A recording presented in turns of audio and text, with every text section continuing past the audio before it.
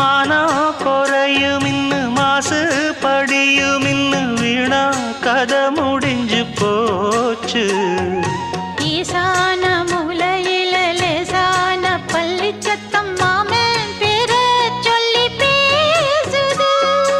ஆறாத சோகந்தன்ன தீராம சேர்த்து வச்சு ஊரும் சேர்ந்து என்ன ஏசுது.